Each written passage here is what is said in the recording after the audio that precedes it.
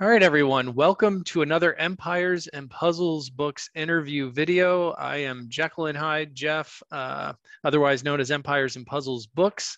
This is interview number 11. And we have with us today the player RipTheJacker. It's Jorgen from the Mediterranean Sea. I'm floating down here in the Caribbean Sea. So we're sea to sea today. Now, some of you might be saying, all right, who is RipTheJacker? He is not somebody that we've seen topping the global 10. We have not seen him topping the challenge events or the Mythic Titan. He is an awesome mid-level player, top 200 alliance is my understanding, player level around 74. He's completed all of his buildings. He has an excellent defense team, over 4,700 TP, so he's a solid player in the game. And my understanding from Jorgen pre-interview is he's a short-term goal-focused person, trying to just get through the game and make small achievements. He's not looking to be the record setter. Now, the question you all might be asking, Mr. Empires and Puzzles Books, why are we talking to Jorgen today? And what is unique about Jorgen is his profession. So without further ado, Jorgen, if you can talk a little bit about just your background, and then we're going to get into how that's going to apply to today's conversation. So what do you do professionally that's going to be relevant for this conversation? Well, thank you for having me. I work in the online gambling industry. I have more than 10 years of experience when it comes to working with online casinos, sports betting, and poker.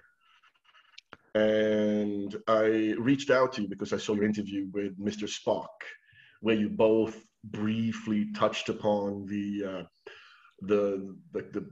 casinos must pay back a certain percentage. And Mr. Spock brought up something about your jurisdiction when it comes to sort of the gambling aspect of the game. And when I'm talking about the gambling aspect, I want to make it very clear that I am only talking about the summons, not about sort of randomness in other areas, but just particularly the summons, because that's, to me, is the gambling aspect of the game. Sure. So, of course, we can also talk about, you can argue, for example, that there is a bit of gambling when it comes to buying these Ascension packs. Mm-hmm. Obviously, there's an element of gambling there, but I think that most people nowadays stay away from the Ascension packs. I don't think they're as vital anymore compared to back in the day, because now everybody seems to be fighting 14-star Titans. Sure. Oh, there's plenty of players out there that are still getting their way up there.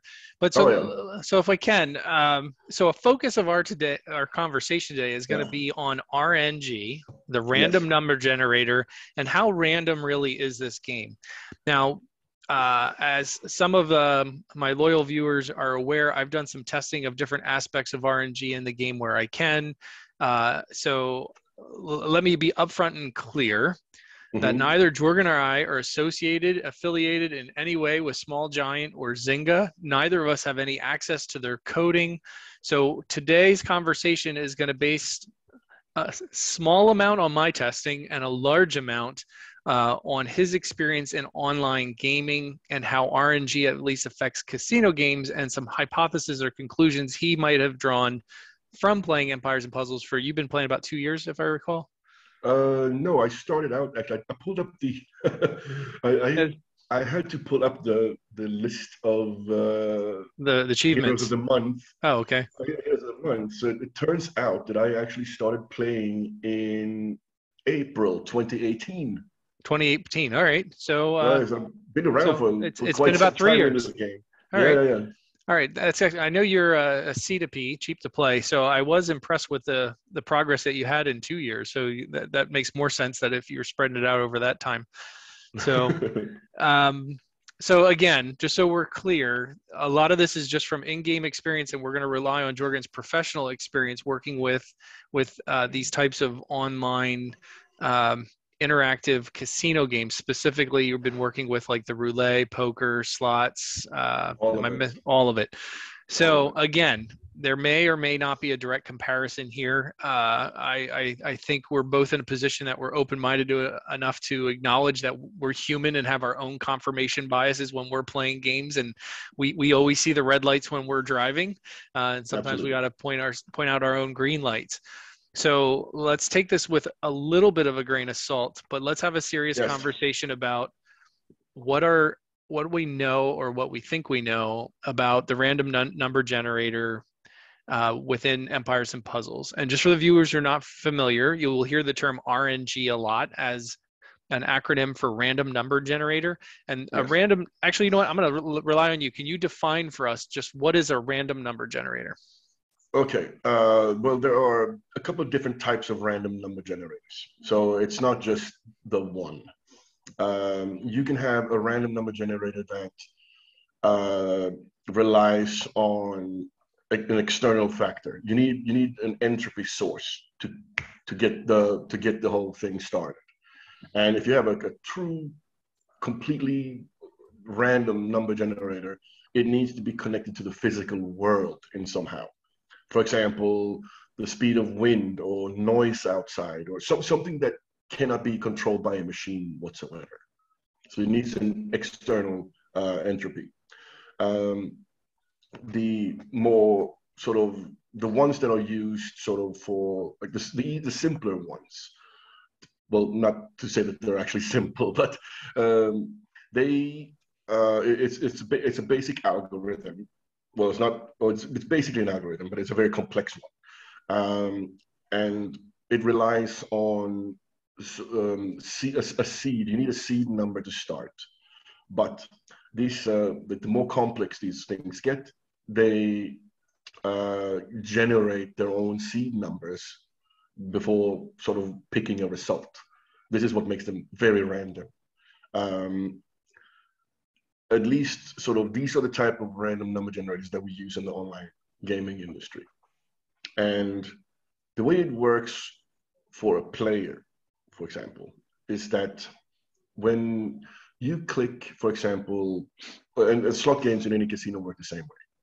When you click, for example, the spin button on a slot, you are not starting the number generator. You are actually doing the opposite. You are stopping the number generator. The number generator is just picking results in the background from the moment the game loads on your screen, or when you go through the slot in the casino. It's already generating results. So what you're effectively doing when you press spin is that you stop the generator. Then what happens on the screen in front of you, all the bells and whistles and all the spinning and all the shows and this, whatever happens, the outcome has already been determined. So what you are watching is just a pure visual representation of the outcome you picked when you stopped the random number generator. That's how these things work in casinos. Sure, and we can actually see that in Empires and Puzzles, because one of my bad features as a player is I play too fast. And one of the things I've noticed is I can click off a bunch of specials and then I'll go to make a tile move and the game will reject me because the heroes are already dead.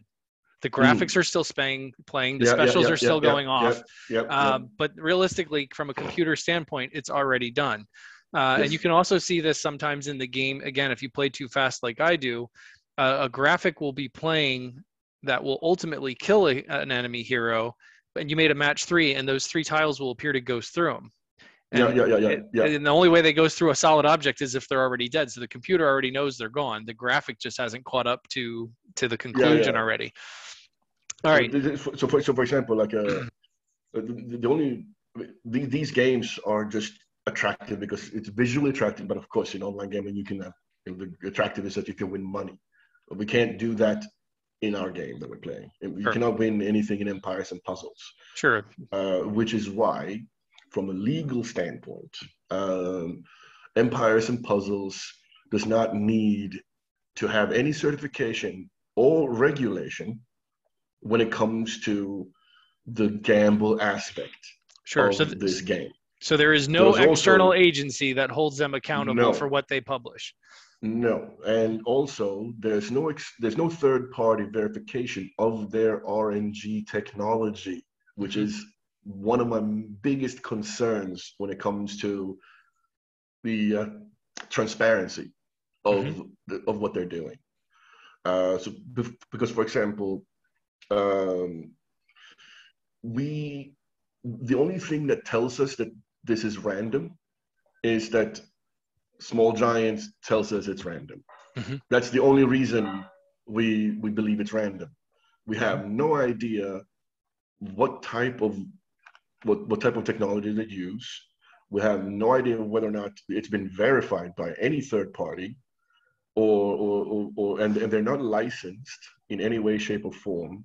If you look at their, for example, the terms and conditions, it says that you have to be at least 13 years old in the US to play, or to have any Zynga apps installed on your devices, or I believe it's 16 in the European common area, which means obviously you're too young to go to a casino at that age. So it's obviously not in that respect, it doesn't fall in under gambling at all. So the whole concept of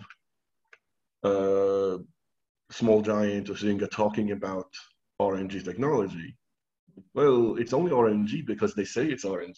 We have no idea. This notion that we can test and test and test, that's fine. We absolutely can. I mean, we have the best portal for this is not anything with heroes. It's the troops.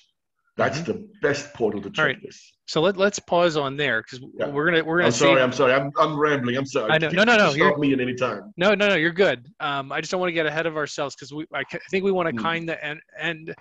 Our last topic is probably going to be focused on the summons and what we can do there. So let's go through some of the simpler conversations. So another place that players love to complain about RNG, the randomness of the game, is the starting boards in particular. Are they rigged? There's always this bias against stacking colors and things. So I'm going to go first on this one, if I may, and I'll just point out a couple things that just seem to be logical fallacies to me. So statements are made like Small Giant has the code written against color stacking. So if you play mono or 4-1 or even 3-2, they're not going to give you the color you chose. Now, that doesn't even make logical sense from a business standpoint, because it is far more expensive for us to build a full mono team. I mean, if they are evil Small Giant and want to get us to spend as much money as possible, they would highly bias the game to playing mono, because we would need 5 heroes of every color. We would need 5 built troops to every color. It would be phenomenally expensive. So there is no incentive for them to go against that one particular attack strategy. Second of all, they built color stacking. They built color stacking into the game that it is more powerful. So it is nonsensical that they would build something that could be a powerful weapon and then work against you from ever being able to use that. And then third, my argument against that is just my own testing. I have 2 different videos up where I've tested hundreds of boards and carefully data logged every single starting color tile. The last one I did it per row, per tile spot. And the reality is, the more and more boards you add, the closer to a perfect distribution you get of the 20% of each color. I mean, you look at 5 or 6 boards, you can see a bias because that's you're confirming your own bias, but you don't have enough of a sample size. But as soon as that sample size grows into just even a few hundred boards, it is clear to me, and I feel objectively satisfied, that the RNG for the starting boards is as true as I would expect it to be. Jordan, your thoughts on the starting boards? Well, I agree 100%. I concur 100%. It's anyone who believes that a stock noted company that made $1.9 billion last year cares about how starting boards are set up in one of their games is completely delusional. This aspect of the game is not possible to monetize. So in that regard, I believe I'm very cynical in that respect. But because that aspect of the game cannot be monetized, there's absolutely no incentive for the company to go in, or for anyone to go in and tamper with starting boards. It would be so petty and ridiculous if they would do it. And it would just be a complete waste of their time. And they simply don't care. And I would add to that, it would be an easy thing to get caught at. Yeah, exactly. It would be so easy to spot. I mean, I was very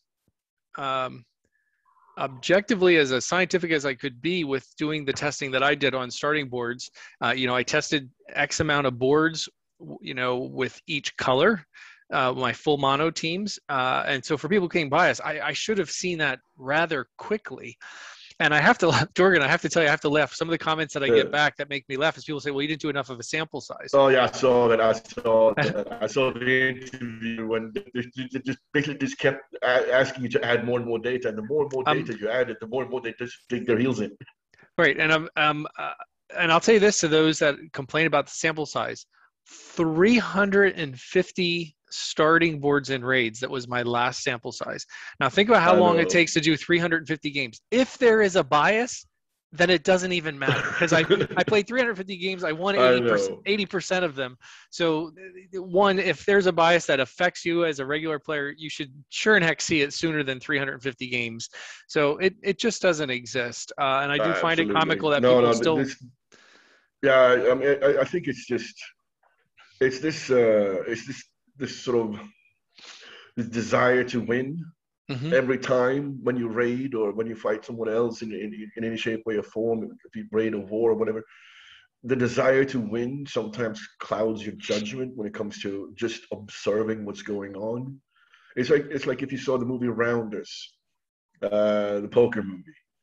There's a great quote in there that every single poker player can, with extreme accuracy, recall every single tough beat, but they don't seem to be able to have the same recollection when it comes to big pots they've won.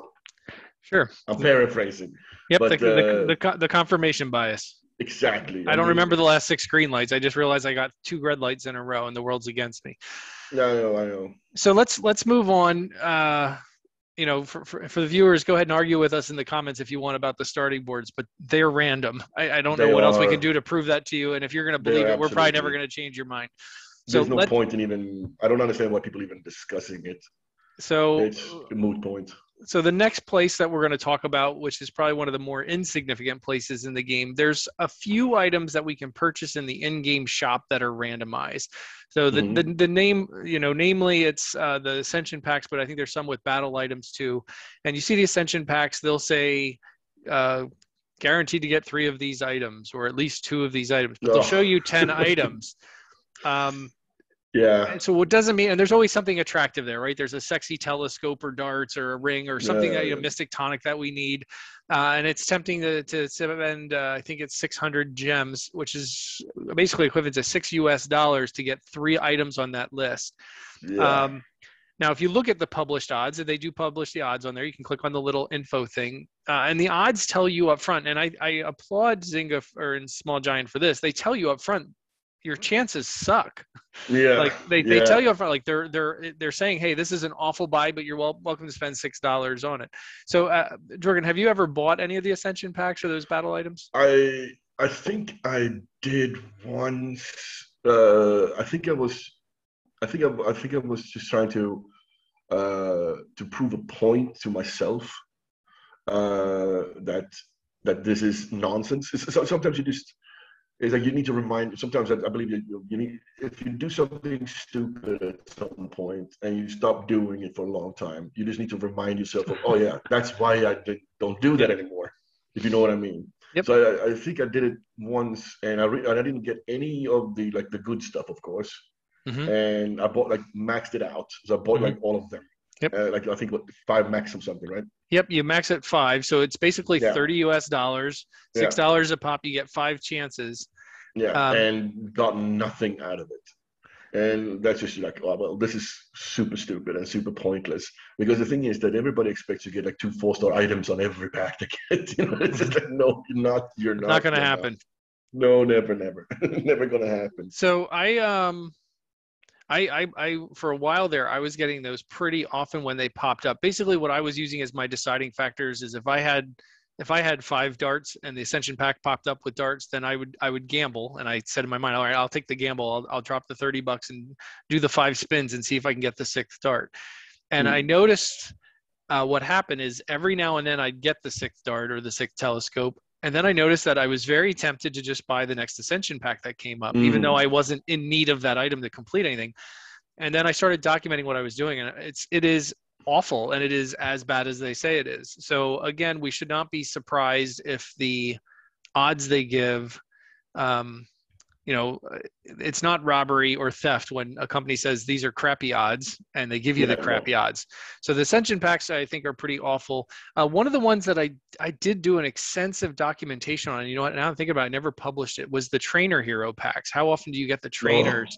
And I have a lot of data on those, and those were actually surprisingly pleasant, because those are like, you get 2, but sometimes you'll get a 3rd one, or if it's 3, and sometimes you get a 4th one. But I actually got decent results for those. And when I don't do them anymore because I have plenty of heroes built at this point, and I'm not looking to get anybody built any faster, so I don't really need those trainers. But those were not too terrible. But in general, I think it's safe to say that anything that deals with random purchases in the shop is probably a terrible idea. I think I would. Well, here is where it might be a little controversial. All right, if we're getting into summons, let's not go there yet. Okay, let's not go to the summons. Yep, just in the shop. Okay, just in the shop. I think that there is an element of non-randomness in this game. Okay.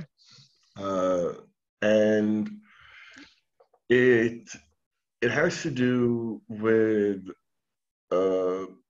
there's one thing that people talk about, sort of that small giants and saying are greedy bastards. They're greedy. It's a greedy company, and they just want our money and blah blah blah. And I would take it even further and say it's very cynical.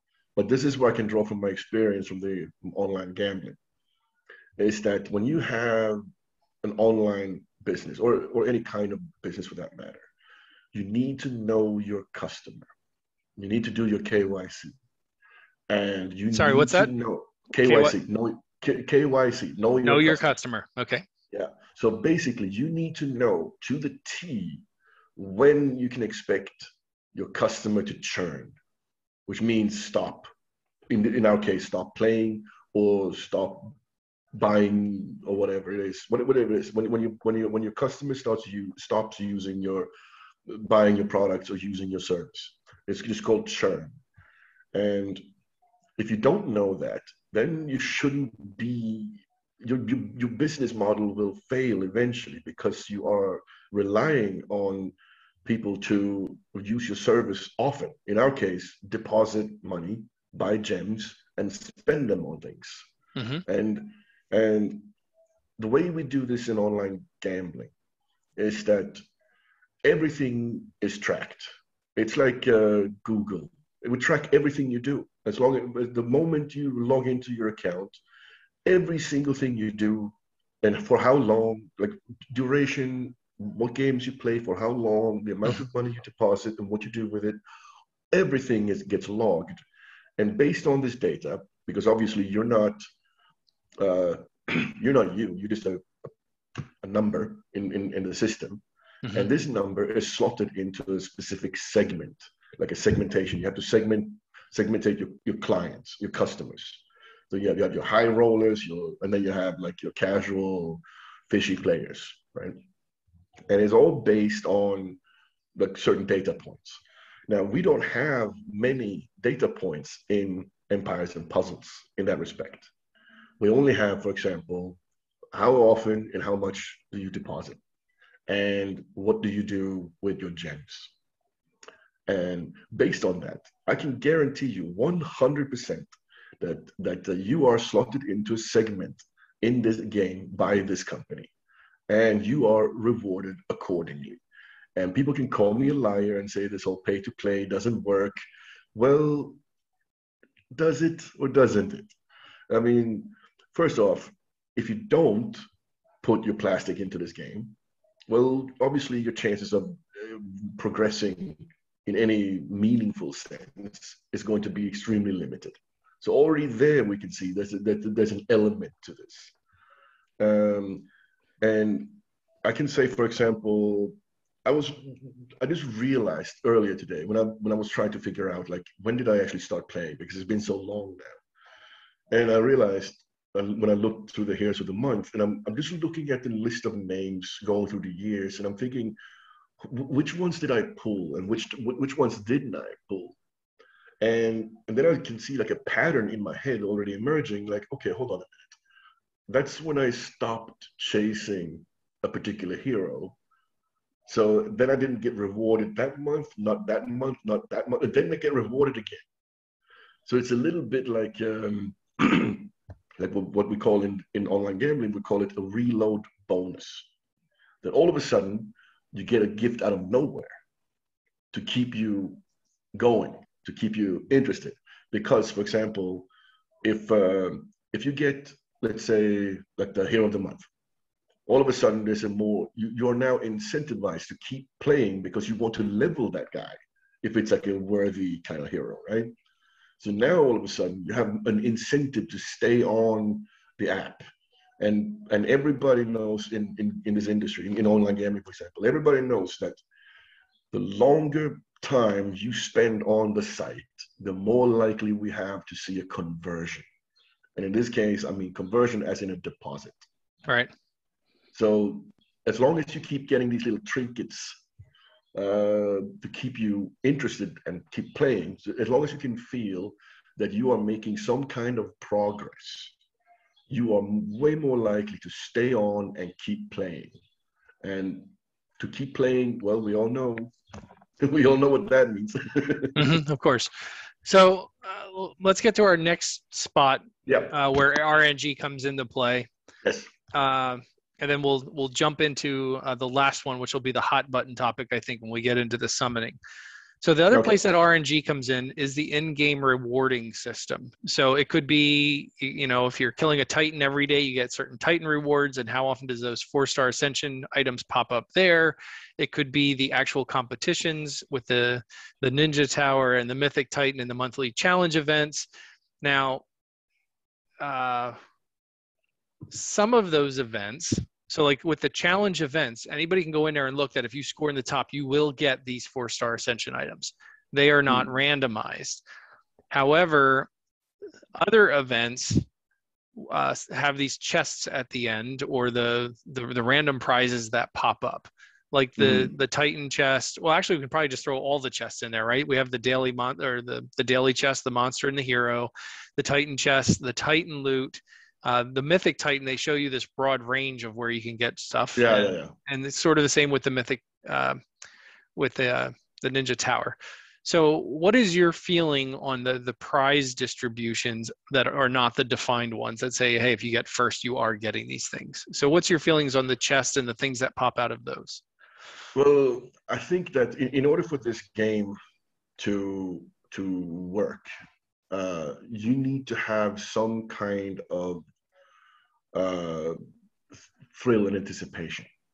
And if everybody knows exactly what they're going to get at the end of whatever, I mean, you have to understand that I'm looking at, when I see events in the game, we call them events, like the Tower, the Alice in Wonderland, and all these different events.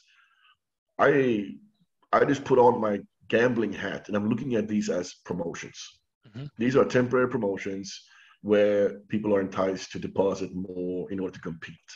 That's how I look at it. I know, very cynical, but we use the exact same strategy in online gambling.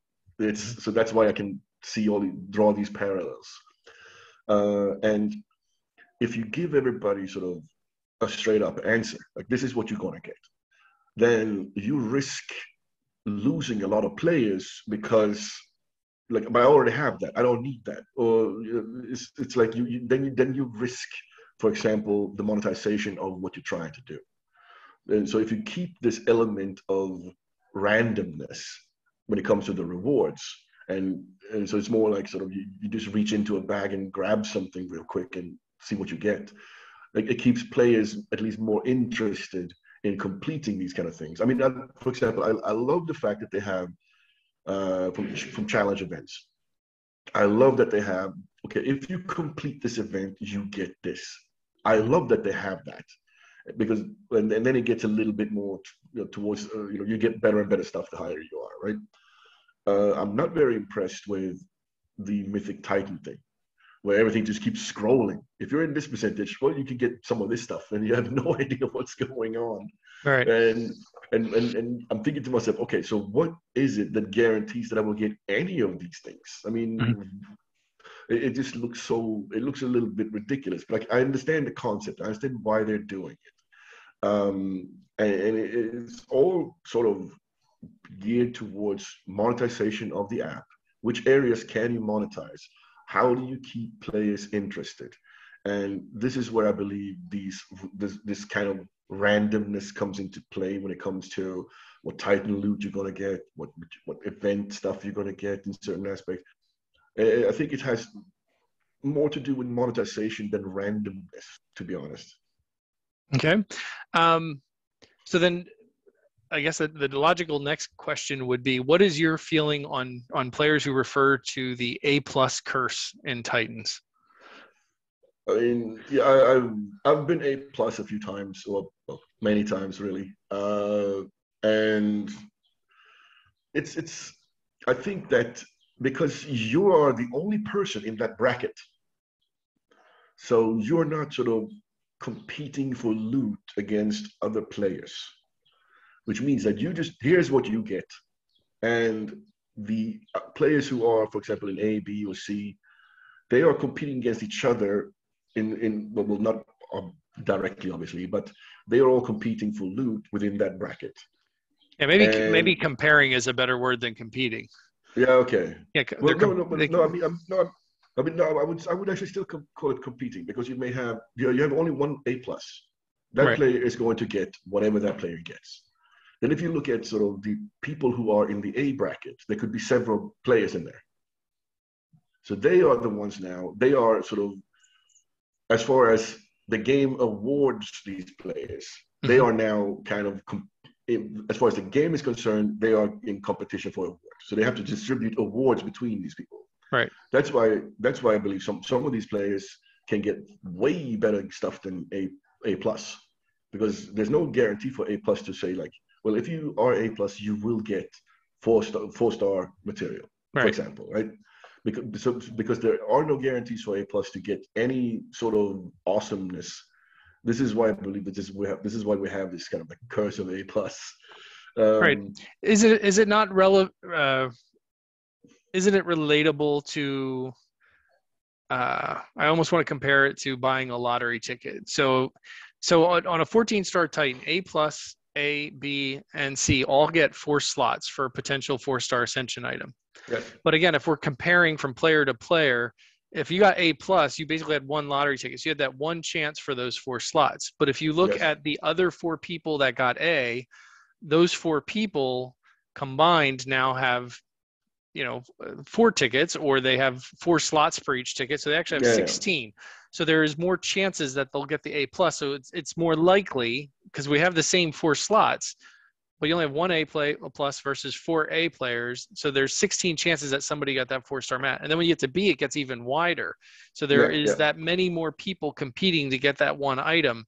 So and this is one of the ones that I was surprised by, because I did try to do a fair study on that as much as I could across Titan loot over many, many Titans. I think I did like 80 Titans that I documented. And I did my data did show a bias against getting A+ loot. But again, the numbers, there is just more opportunities to get that better loot when you have the lower tiers on the Titan. No, I agree. I mean, I've had 4-star loot coming in from every bracket, basically. Sure. Yep. But I don't believe, because for a while I took a break from competitive play on the higher levels, and I just ran my own just me, myself, and my own alliance, basically, just to take a little break. But I still wanted to have Titans for the loot and all this stuff.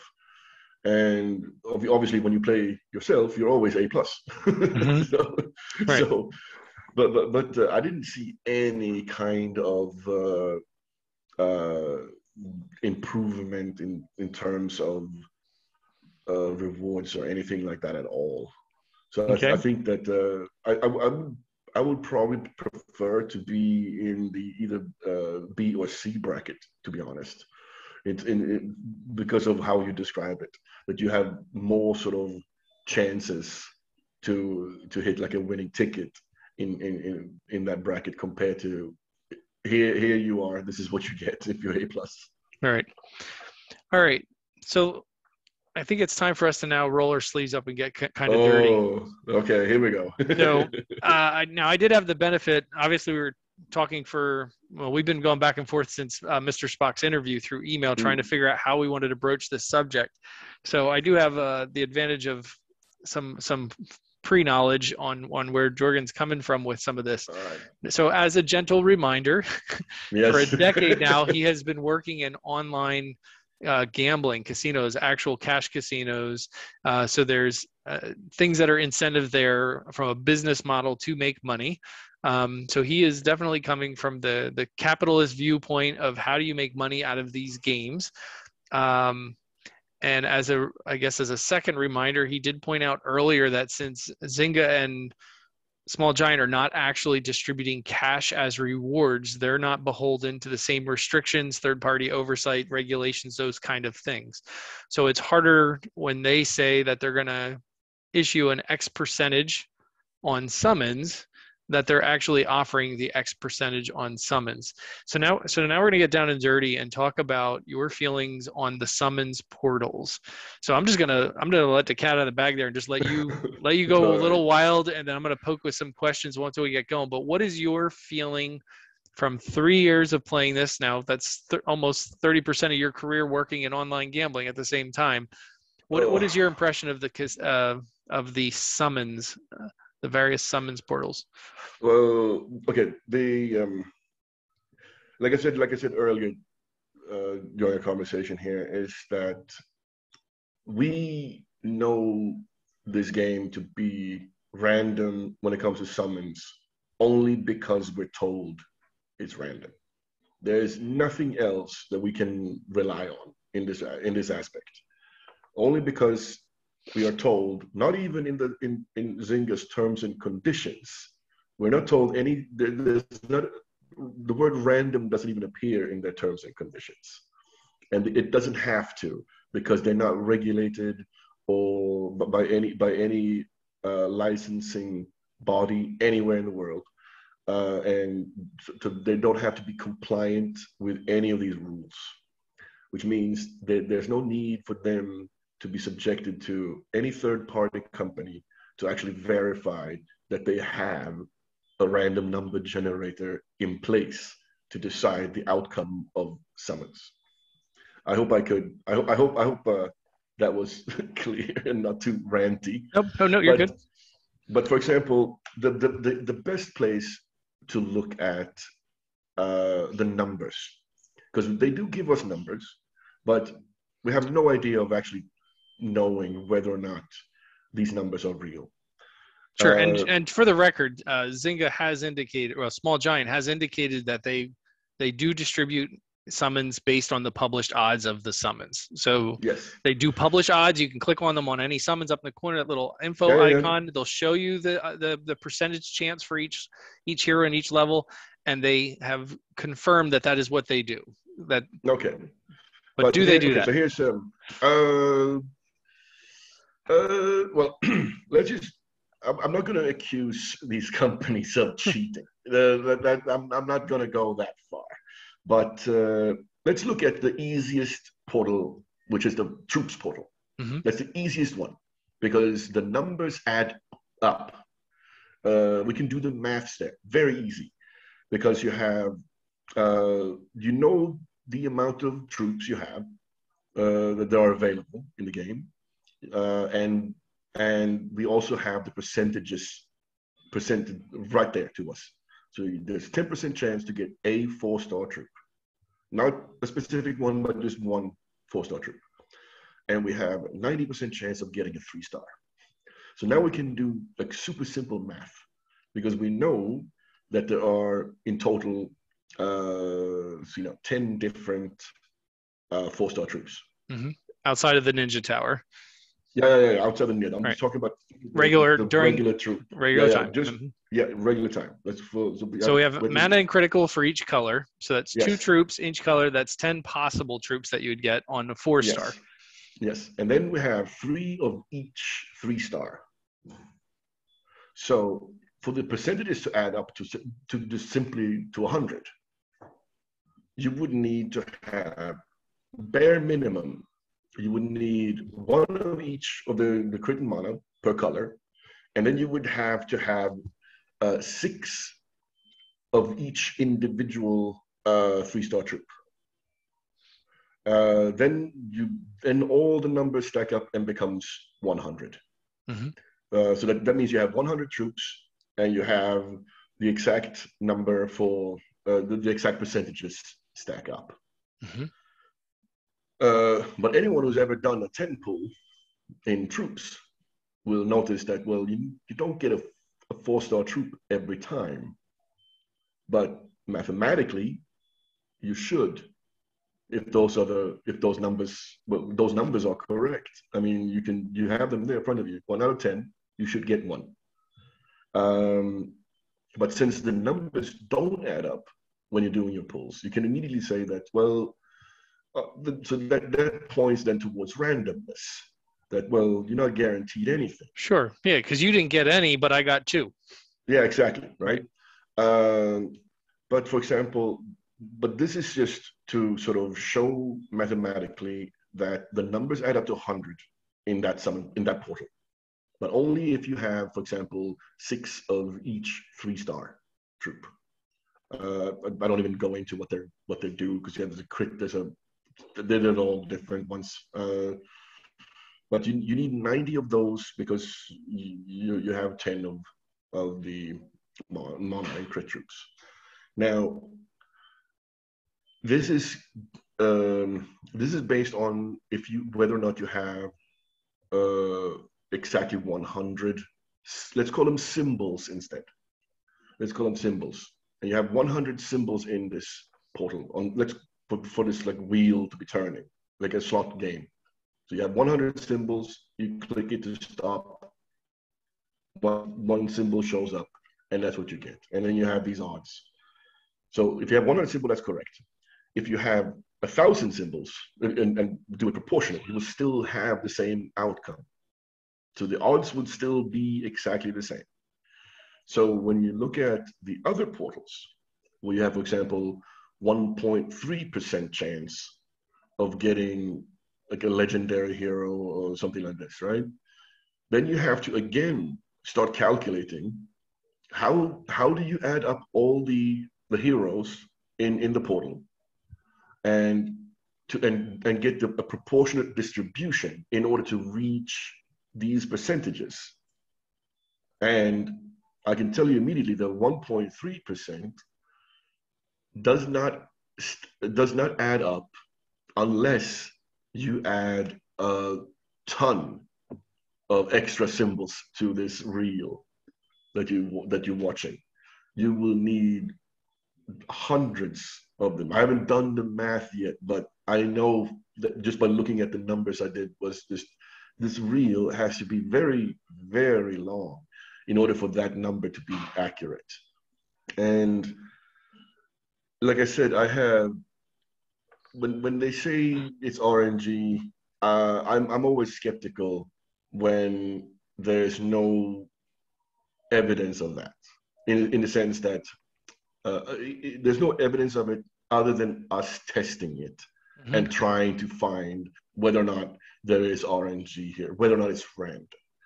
And when I see people talk about these various methods of summoning, like, oh, if you pull like in the regular portal with your silver coins until you hit the 3-star, that means now you're on a hot streak. So now you should switch to another portal and start pulling. It's just, no, if you're successful with that method a few times, you haven't proved anything. You have just proved that you're lucky.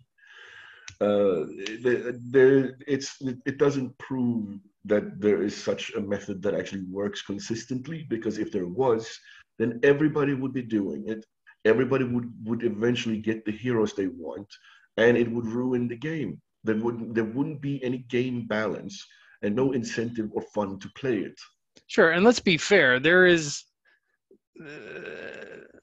nothing wrong with the person who loves to rub their lucky rabbit's foot before they pull their slot machine, if that makes them feel a certain way or it makes them enjoy the game a certain way.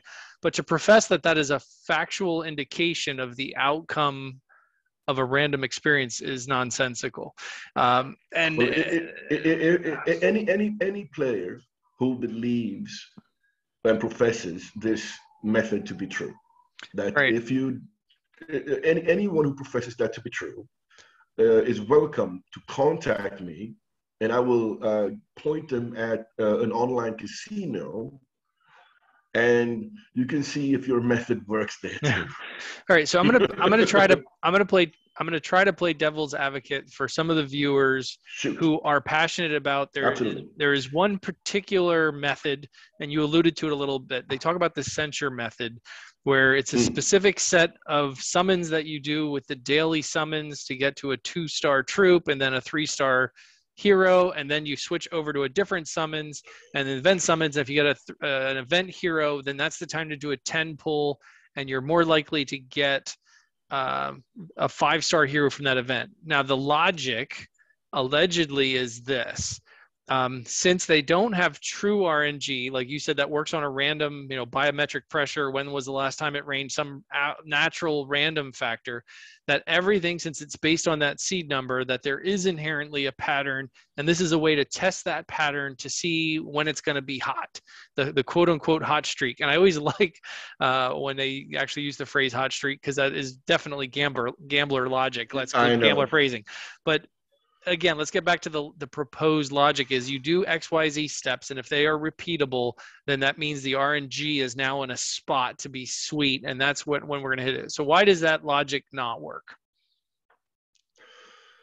If you run a business, why would you ever allow for your RNG to be broken in such a stupidly simplistic way? I mean, players look at it from one way, and obviously, the shareholders of Zynga look at it from a different perspective. And if you can break their whatever version of RNG they claim to have, then quickly it would just be nonsense. It would be, first of all, it would be immediately changed. As a code, the algorithm they use, if any, would be completely changed immediately. I mean, for example, I can give you. Okay, I'm not going to name any names or companies involved in this, but I've seen, like, there's been some scandals in the online gambling industry where, let's say, a slot machine was pulled from websites immediately when people realized that there was a flaw with the game. So certain online casinos lost a lot of money because of this. But they pulled the game immediately as soon as it was discovered what was going on. And we're talking not days or weeks, we're talking hours. And if anyone is going to tell me that there is a specific sequence to outsmarting the RNG in Empires and Puzzles, you're dreaming. You're absolutely dreaming, because it's absolutely profoundly stupid to believe that a multi-million-dollar company, billion-dollar actually company now, would allow for this to happen, because they would lose so many players. It would be like a run on the bank. Everybody it would be upheaval. They cannot afford to have that. Sure. I mean, and we've seen small giants rather quick response when it became known that there was a flaw in the game, that you could replay a level in one of the events, and you get those last event rewards. If you tap the screen a certain way, it caused a problem in the game, and you could go back and replay it. And one of the arguments I've had to the censure method, folks, is if it is a thing, even let's accept their argument. If you do these 6 things, you're going to get a 5-star hero. Then you are also violating the terms of service, just like the people who were tapping the screen a certain way to get the rewards at the end. So really our duty is, if there is an error like that, is to point that out and report it, and then maybe you get a reward for pointing out there's an error. But I'm with you on the censure method. With your experience for the last 10 years in online gaming, have you seen unrelated inputs from a player end up working out to be a predictable output in a way that's not outside the game design? You mean, can you beat the system? Yeah, basically, yeah. I get that question quite a lot, actually. Right. When you work, whenever you talk to someone, or when you introduce to someone for the first time, and they, when you mention you work in the online gambling industry, it's like, oh, so how can I win? Right. Well, let's just put it this way. The notion that the house always wins, right, is based, it's a numbers game. You can have a person like for example, you can have a person who knows how to count cards, can temporarily move the edge in their favor and win money. But the thing is that he is not winning that money necessarily directly from the casino, because other people have been depositing money. He's not alone at the table. So at the end of the day, yes, the house always wins, but not necessarily against every individual player, because some of them have realized how to shift the edge in their favor. Now, that's in the physical world. In the online world, well, you can't tamper with these games. It's literally not possible. You'd have to break a 128-bit encryption. It's not possible to break these games. These games are also not owned in any way, shape, or form by the actual casino where you're playing. And that's also mostly true for the physical world. Because these casino games, they get updated, there's a new version coming out. So what happens is that casinos usually lease these games and pay a licensing fee to the companies that provide these games. Like you mentioned when you spoke to Mr. Spock about how these games have to pay out a certain percentage. Well, this is what we call return to player. We call it RTP. And so, for example, if I have a casino and I'm approached by a company that makes games, I want to know what is the RTP, because whatever is on top of that number, that's the money that I can expect to keep for the casino. But what most people don't understand about this is that because it's expressed as a very simple percentage, like 90%. Normally an online slot game in an online casino has about between 94 and 96, and sometimes even 99% return to player. But people who believe that if you deposit $100 and play 100 spins for $1 per spin, it doesn't mean that you will be left with $94. That's not how it works. To get to these numbers, the RTP percentage, you will have to spin these games millions and millions of times. So it's not very relevant information for players to have access to these numbers. We are bound by licensing bodies and authorities to actually show these numbers to players. But most players misunderstand what this means completely. Right. Let's bring this back to your feeling. That's all right. Let's bring it back to your feelings on the summons in Empires and Puzzles. So earlier you said that you expressed a level of confidence in the true nature of the randomness of the starting boards. Well, I don't believe that there's any tampering with the starting boards. I appreciate that. So you have a level of confidence in the true nature of the randomness of the starting boards. Do you Yes. have the same level of confidence in the true random nature of the summons? Uh, wow. Now, ooh, I wonder if I answer this question truthfully. I wonder if my account will be banned from Zynga. No, I Oh, would say this. I would say this. Um, I believe that because the summons is by far the biggest breadwinner for the company, for for Zynga and the Small Giants. It's by far the biggest breadwinner. And for this is their greatest source of revenue is the summons. And if you think of this from a business model, and especially if you are listed on a stock exchange, you need to be able to tell your investors what your projected earnings will be for the next fiscal year. And if you have a business that's based on random, too much random, you won't be able to very accurately predict what that fiscal year will look like at the end. And if I would be an investor, I wouldn't be very impressed with that answer.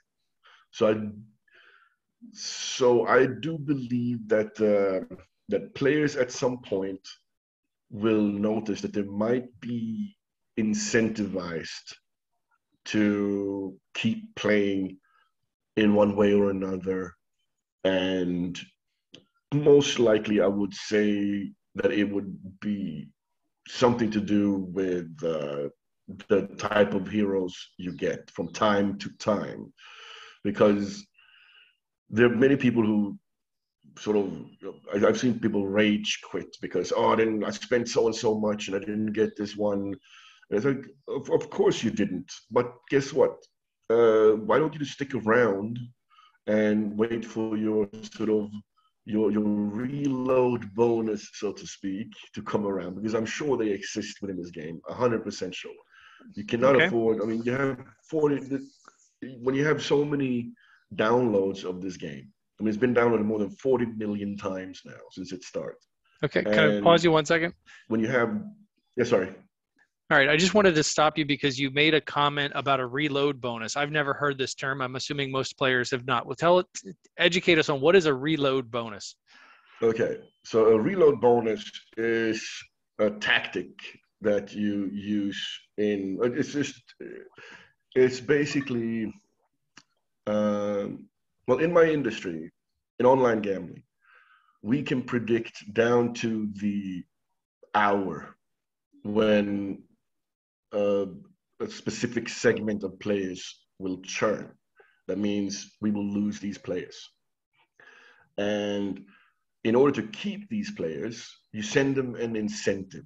Like, for example, here is 20 free spins on this game, or here is a reload bonus. If you deposit 10 euros, we'll give you 50 extra to play with. Stuff like this. Mm-hmm. So it's simply an incentive for you to not leave or to stay with us. And if you look at, for example, I think I mentioned it earlier, but if you, for example, receive not necessarily the exact hero that you want, but you receive, for example, like you receive a new 5-star. It doesn't have to be the one, like, for example, if I would receive Lepiota or Lord Loki, that would be amazing because those are the two heroes that I believe are game breakers. They're the funniest heroes of the game, in my opinion. But I don't have any of those.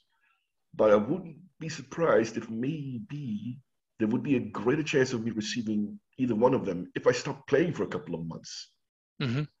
As oh, you're back. Okay, so how do we, and this is not on an individual, absolutely not on an individual basis. It's not like they're tracking every single player and reward every single player accordingly.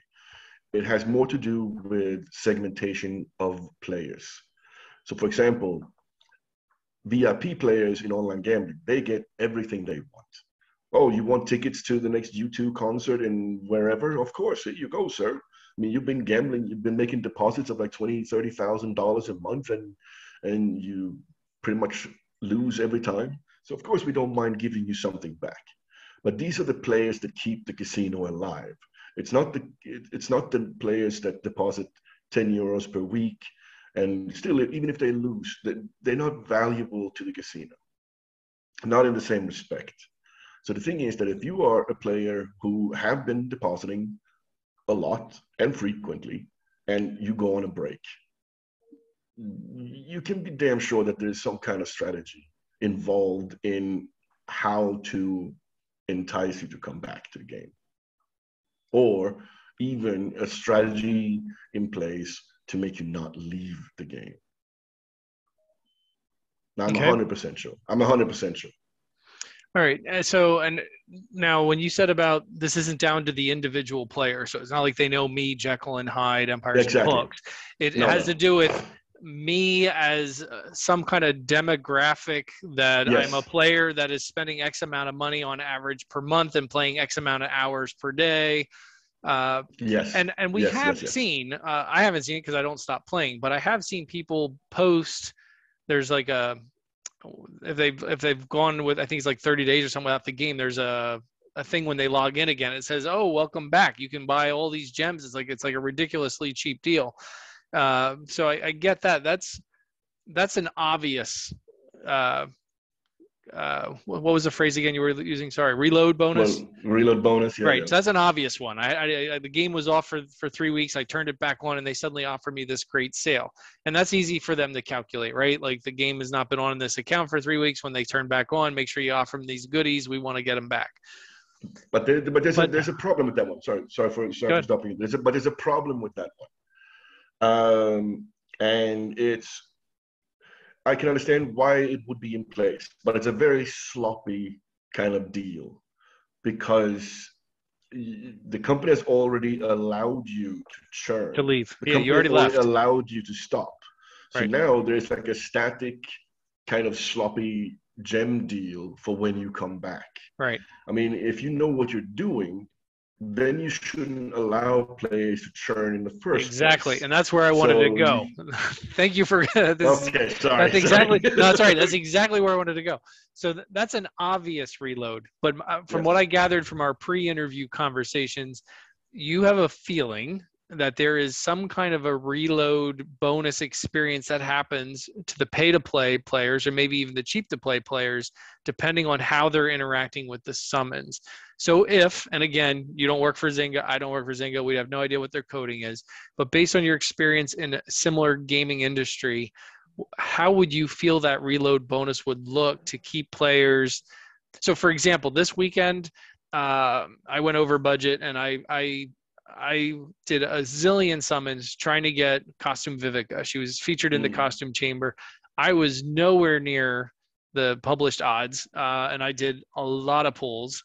I was nowhere near the published odds on the 2 featured heroes, but I was way over published odds on the hero of the month. I got more Yang Meis than I'll ever need. So I still haven't pulled her, by the way. Okay, well, so the question is that for somebody like me who is doing probably extreme pulling by a lot of measures, where is that reload? Like, how does that work for, whatever category of player that I'm pigeonholed into? How is a reload bonus working for me, since I'm clearly not walking away from the game, although I probably should at times? Well, you see, that's the problem.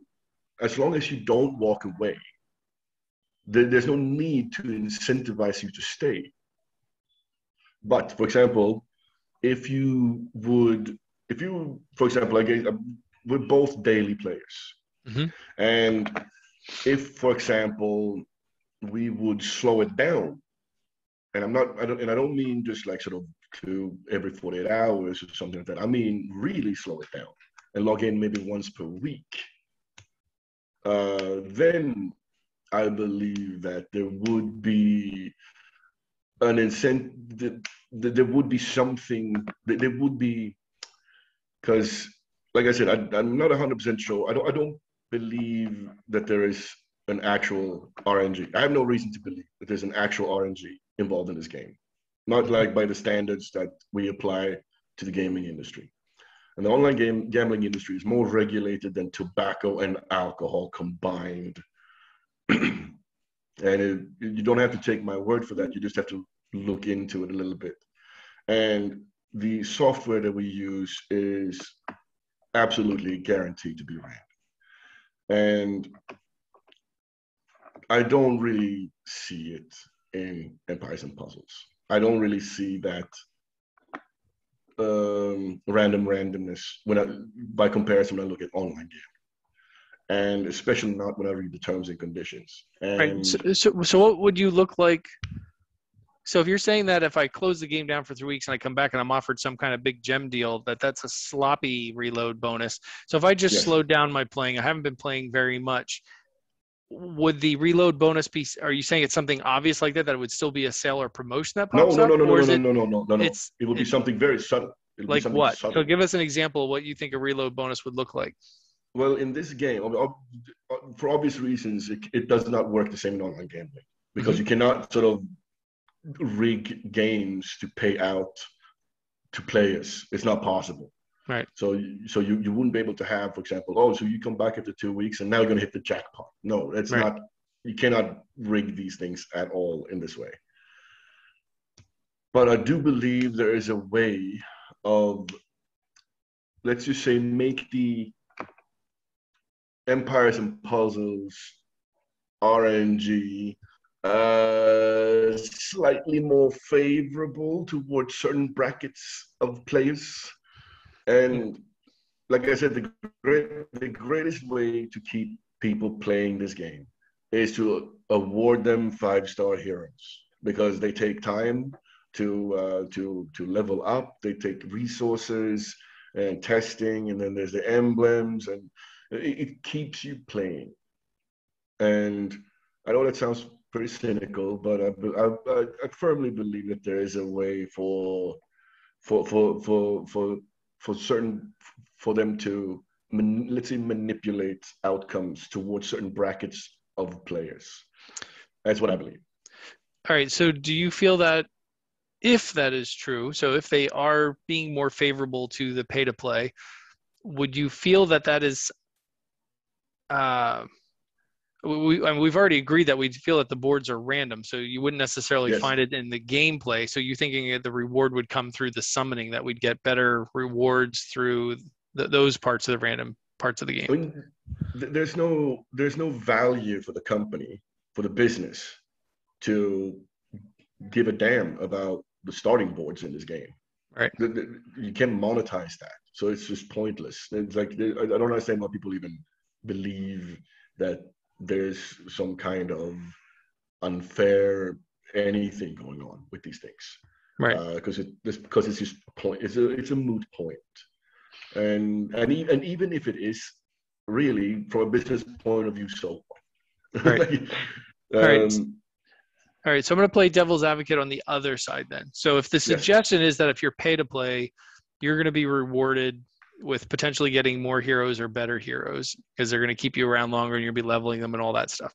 So if I was going to devil advocate that one, especially as a pay to play player, I'd say, well, of course I have better heroes. I spend the money and I just do more pulls. So of course I'm going to get them. Is that also not logical or... Yeah, of course, there's logic to that argument. But the thing is that, how to put this? It's what I'm challenging here really when it comes to their RNG is that I believe that they can tamper with it. For example, if you are a regular player, you are pay to play, and you keep depositing, you keep buying, you keep summoning, there's no reason for the company to do anything. The income stream from you is not going to change. In fact, in some might even go up because here's a hero of the month that's more interesting, or here's an event that you are more prone to participate in, whether or not it's like the tavern or if it's the costume or like these things, right? So there's no reason to change anything. What I do believe this this tampering occur a little bit, has to do with preventing players from churning. That's where I believe the main aspect of this not being true RNG happens. Also, the fact that, well, I've read the terms and conditions, and it's not allowed to, you cannot, you're not allowed to let 13-year-olds and 16-year-olds gamble, which means that in reality, if this is really RNG technology, then, well, in reality, it shouldn't actually even be allowed to be RNG technology. Because if it's a gamble aspect, you're not allowed to let 13-year-olds and 16-year-olds gamble in any jurisdiction that I know of. So this is why I'm very doubtful when it comes to the RNG they claim to have, and especially when there's no actual evidence in any of their corporate documentations in terms of terms and conditions, privacy policy, anywhere. The word random doesn't appear anywhere. So the only way we know that this is random is because someone who claims to work for the company says on the forum that of course it's random. All right. So I would like to, for someone who comes from an industry where all of these things have to be verified and checked and be within compliance and within a legal framework, from someone who comes from that kind of industry where we have to, where we are subjected to audits, I would be very, very hesitant to believe that a company that does not want to even reveal how this random number generator system works. I mean, they don't want to reveal anything except for saying that we have one. All right. Oh, okay. That's where my doubts come in. All right, so let's end or get closer to ending on a lighter note. So you're obviously been playing for 3 years, so you're still a committed daily player of Empires and Puzzles. So that begs the question: if you're on board with the game but cynical about the summons and the published odds, how often do you summons? Oh, often. I mean, no, but you have to understand that I don't I know what I'm getting myself into, and I've been working, for example, I've been working in the online gambling industry longer than I've been playing this game. Sure. So I knew already from day one what I'm getting myself into. Right.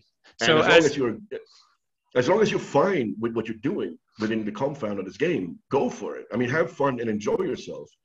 I would, however, recommend to anyone, just like we do in online gambling, that you have to understand that you have to be responsible. You have to gamble responsibly.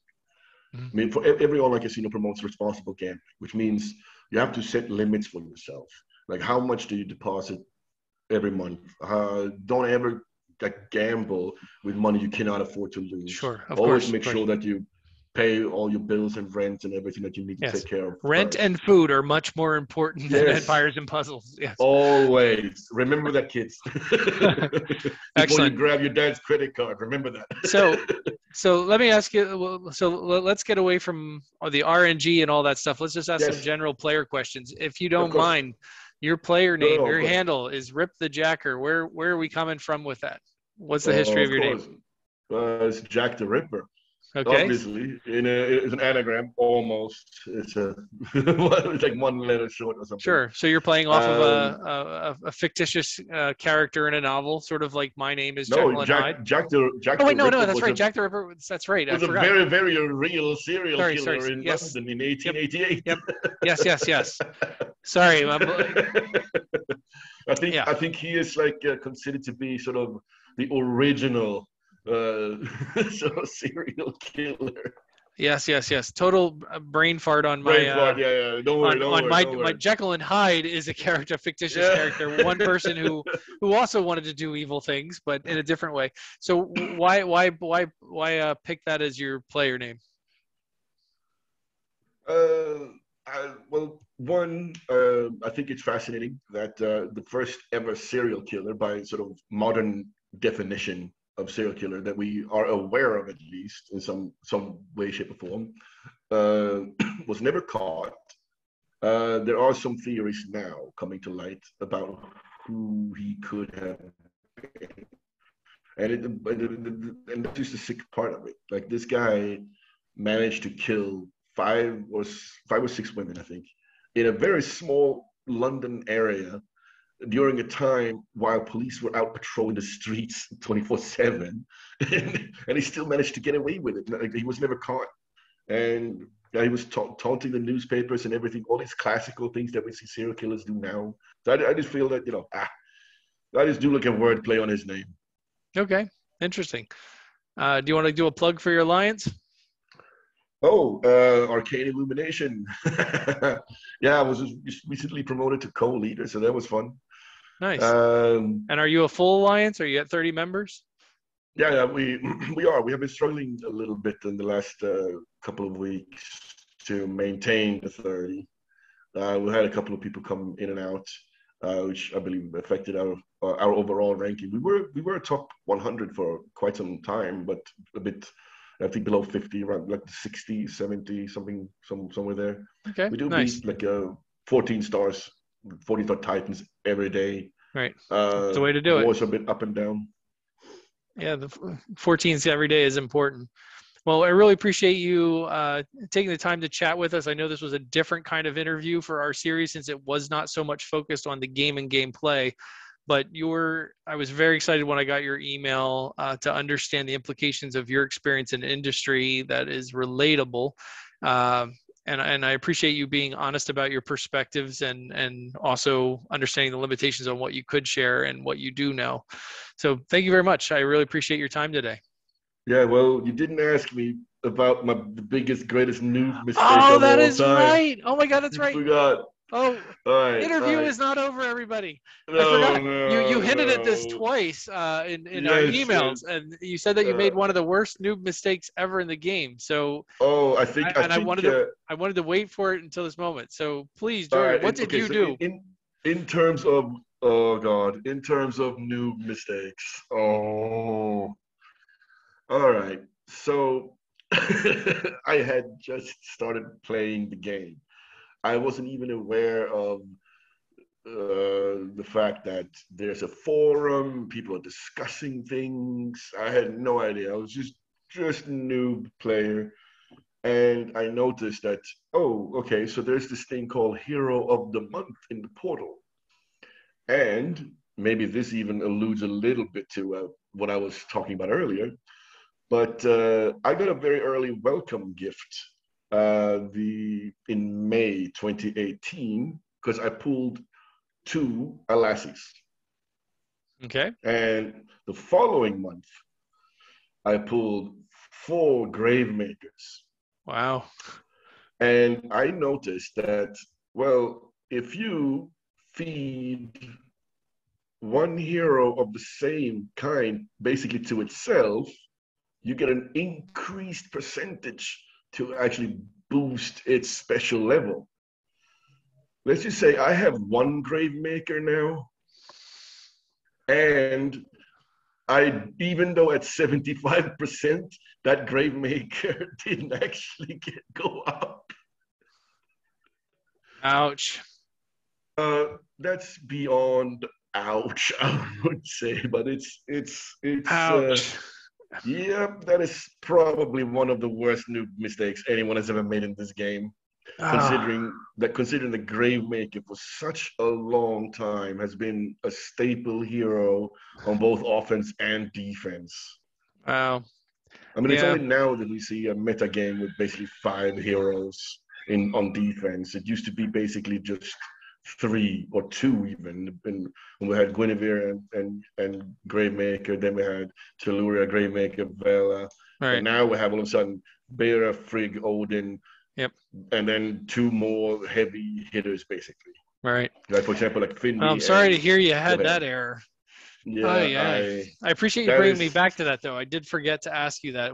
You were about to tell me before we got started, and I said, "Well, let's wait for the interview to hear the story." I No, feel that, it's fun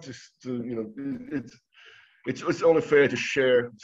Somebody who has a background in online gambling doesn't understand how this game works from the yep. beginning.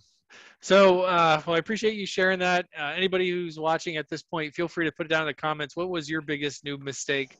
I think we've all made some regrettable errors early in the game. Jorgen, thanks again for your time. I really appreciate it, and we'll see you on the battlefield. Yeah, I hope so. Thank you very much. Okay, unfortunately, I do not have any raid footage between RipTheJacker and myself, but he did send a video from this weekend's rush attack war. So enjoy his war attack here.